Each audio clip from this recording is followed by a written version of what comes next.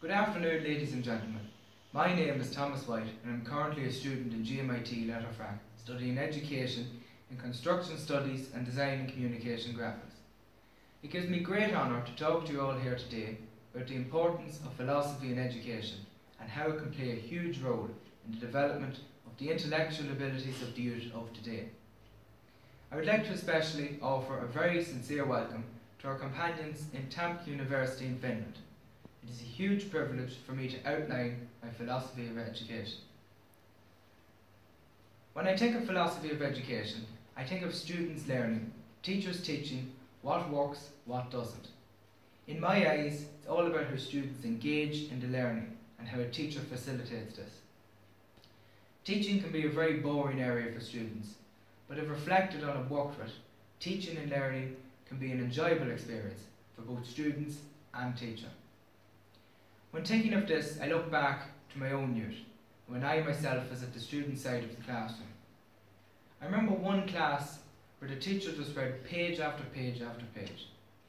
Many times my mind would go astray and not pass any remarks. It's now that I reflect on that experience and think to myself, what did I gain? It certainly wasn't knowledge, perhaps some daydreaming. This is what I do not want for my future students.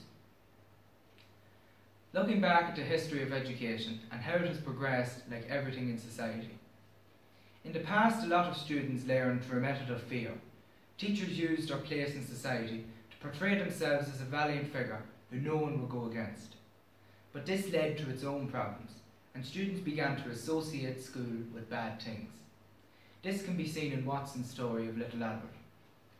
At first, Albert was shown a rabbit, and like many children, he took very kindly to the rabbit. Albert got attached to it, but as time progressed, Watson began to introduce a loud bang each time Albert seen the rabbit. After some time, if Albert seen the rabbit alone, he would start to cry as he would associate the rabbit with the loud bang. This is a legacy not wanted, something I believe is in the past and should stay there, as it has no place in modern society. We as educators wish to promote learning as a fun activity, letting the students be the educators themselves and not the teacher. The teacher is the facilitator in the classroom environment. When thinking about education, I admire John Dewey's discovery learning approach.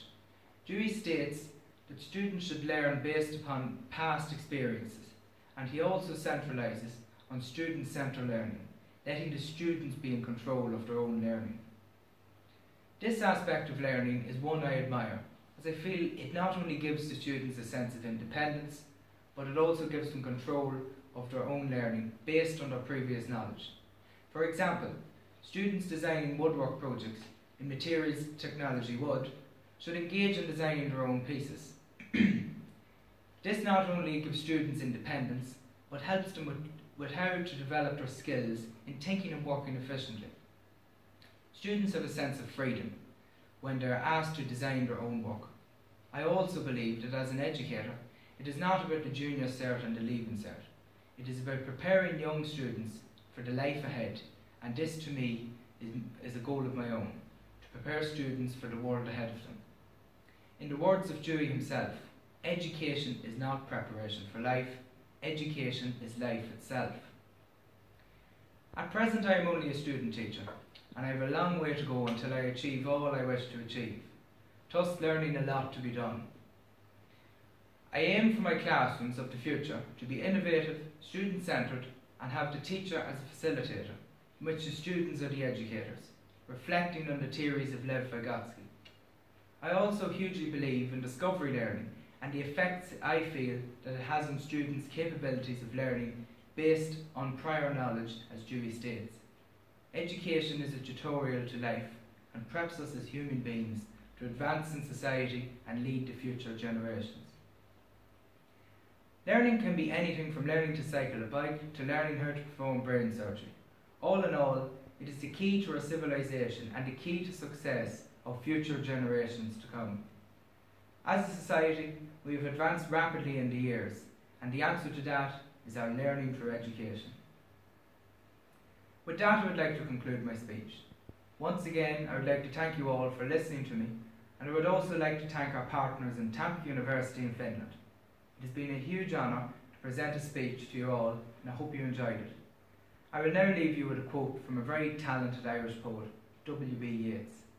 Education is not the filling of a pail, but the lighting of a fire. Go Míle maith.